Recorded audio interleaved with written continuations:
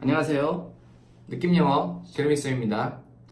오늘부터는 그동안 별러왔던 영문법에 대한 이야기를 하려고 합니다. 이번 영상부터 시리즈로 연재되는 영어 문법에 대한 이야기는 영어를 공부하시는 모든 분들에게 좋은 내용이 되지 않을까 생각합니다.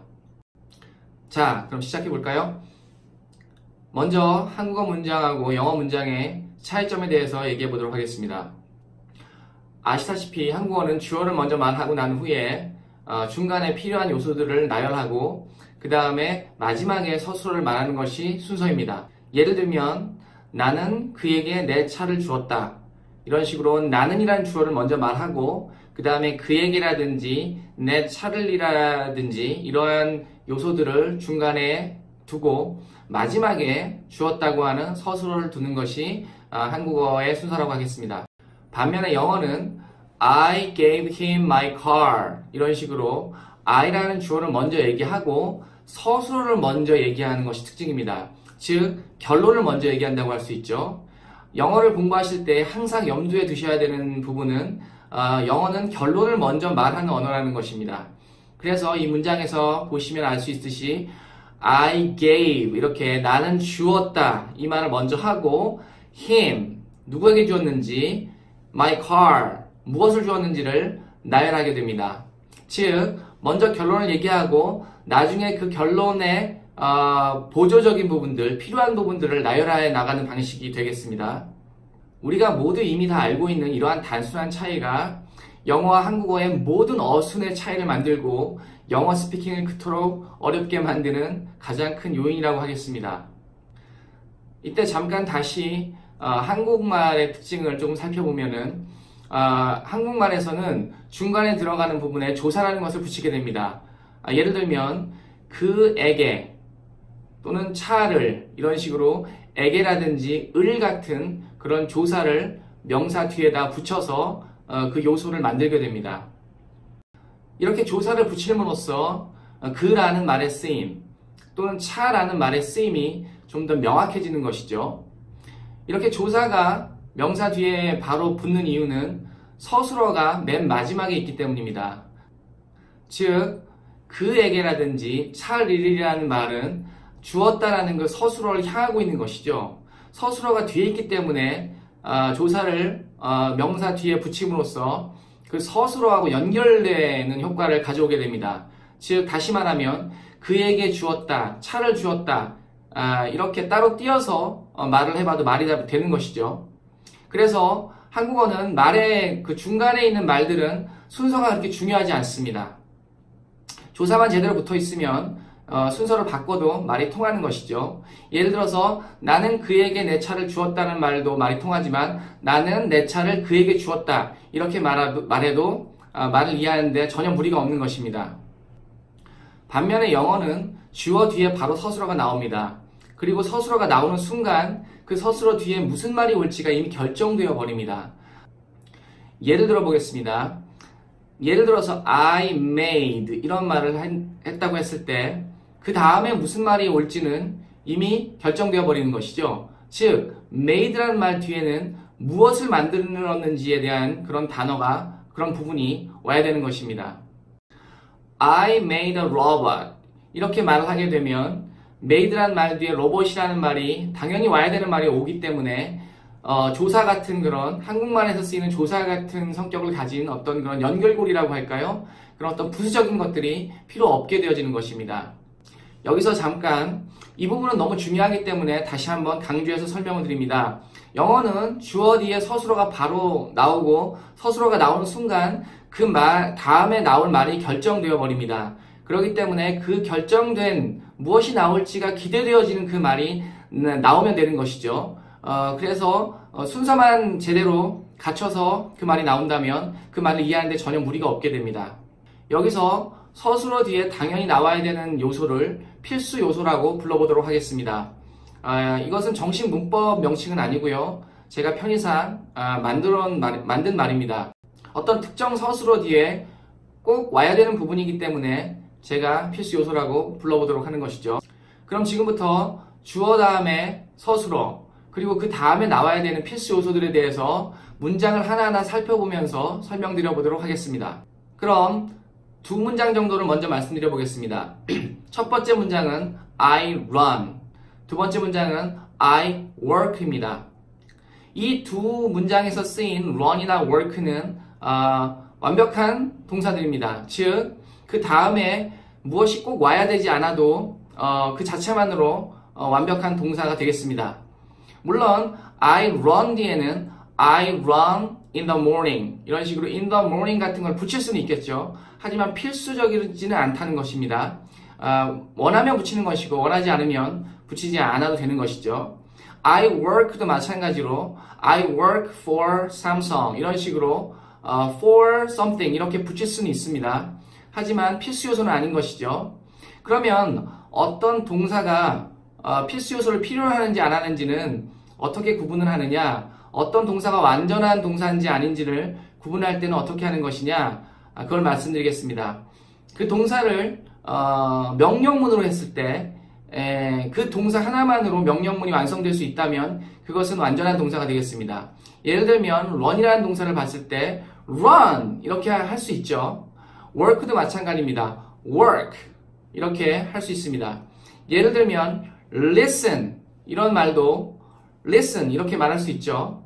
그렇기 때문에 완전한 동사입니다. 하지만 반면에 같은 뜻을 가진 비슷한 뜻을 가진 hear라는 말을 예를 들었을 때는 hear는 완전한 동사가 아닙니다. hear는 hear 이렇게 하지 않습니다. hear, do you hear that? 또는 그 다음 예를 보겠습니다. I am happy. I am a student. 비동사에 대해서는 많이 익숙하실 텐데요. 비동사 뒤에는 이런 식으로 무언가 필수 요소가 꼭 필요합니다. 그래서 여기서는 happy라든지 또는 a student 이런 식으로 필수 요소를 꼭 두어야 하는 것이죠. 물론 여기도 부가적인 요소를 더 추가할 수 있습니다. 하지만 그것은 옵션이라는 것입니다. 그 다음 세 문장 정도를 더 말씀드려 보겠습니다. I feel good. You look great. That sounds strange. 이 세 문장을 봤을 때 I feel 여기서 끝나면 어색하겠죠. I feel 다음에는 무엇을 느끼는지 그 느끼는 느낌을 나타낼 수 있는 그런 형용사가 꼭 와야 됩니다. I feel good이라든지 I feel bad라든지 I feel great라든지 이런 형용사가 필수 요소로 꼭 와야 되는 것이죠. 그 다음 문장도 마찬가지입니다. You look great. 여기서도 you look 하고 끝내면 어색해지는 것이죠. 뭔가 부족해지는 것이죠. 여기서 참고로 look은 보이다라는 뜻일 때로 한정해서 말씀드리는 것입니다. look은 보다는 뜻도 있지만 보이다는 뜻도 있습니다. 하지만 보이다는 뜻으로 뭔가를 말할 때는 you look 하고 끝내면 안 되겠죠. you look 다음에 어떻게 보이는지 그것을 표현할 수 있는 형용사가 필수 요소로 꼭 와야 됩니다. 그래서 you look good 이라든지 you look great 또는 뭐 you look tired 이런 식으로 형용사가 꼭 와야 되는 것이죠. 세 번째 문장 that sounds strange 이런 문장인데요. 여기서 sound는 뭐뭐하게 들리다 이런 뜻입니다. 그래서 반드시 뒤에 이것을 보충해 줄 수 있는 형용사가 와야 되는 것이죠. That sounds strange 이런 식으로요. 자, 그 다음에 두 문장을 더 예로 들어볼 텐데요. I made a robot. I cooked spaghetti. 이 두 문장을 봤을 때도 I made 이렇게 끝내는 거는 굉장히 어색하겠죠. 물론 한국말로는 가능합니다. 내가 만들었어. 이런 말이 가능하겠죠. 하지만 영어는 그렇지 않습니다. I made라고 하면 무엇을 만들었는지를 반드시 말하게 되어 있습니다. 그래서 I made 하면 그 다음에 무엇을 만들었는지를 말하려고 하는지를 듣는 사람이 기대하게 되어 있습니다. 그래서 I made a robot. I made a toy. 이런 식으로 반드시 명사에 해당하는 무엇인가가 와야 되겠죠. 그 다음에 I cooked spaghetti도 마찬가지입니다. I cooked로 끝내면 어색해지게 됩니다. 무엇을 만들었는지를 상대방이 굉장히 그걸 듣기를 기대하게 되기 때문에 I cooked spaghetti 이런 식으로 말을 마무리해야 되겠습니다. 자, 지금부터 살펴볼 문장들은 필수 요소가 두 부분이 나오는 문장들이 되겠습니다. 그래서 조금 더 집중해서 들어주시면 좋겠습니다. 첫 번째 문장은 I gave him my car입니다. 이때 I gave him까지 얘기하면 무엇을 주었는지를 궁금하게 생각할 수밖에 없습니다. 그래서 I gave him 다음에는 무엇을 주었는지에 해당하는 my car가 나와야 좋겠고, 그럴 때 이거 듣는 상대방은 그에게 주었는데 내 차를 주었구나, 즉 그 사람 차를 주었구나, 이렇게 충분히 이해를 할 수가 있게 되는 것입니다. 두 번째 문장은 I bought my mom some flowers. 마찬가지입니다. I bought, 난 샀어요.